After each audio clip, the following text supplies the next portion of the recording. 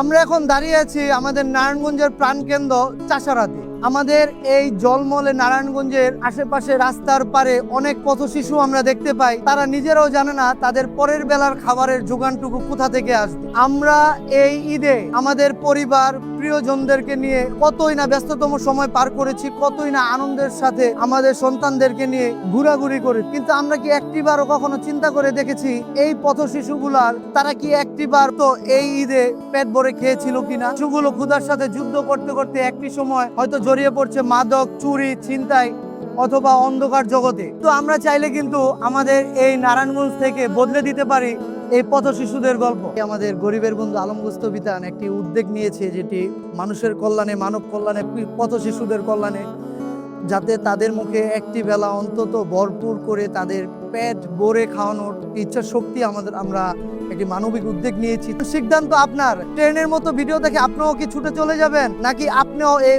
অসহায় পথ শিশুদের মুখে হাসি ফোটানোর একজন অংশীদার হবেন? শিশুর মুখে হাসি ফুটাতে বেশি কিছু লাগে না, লাগে শুধু আপনার ছোট্ট একটি অনুদান।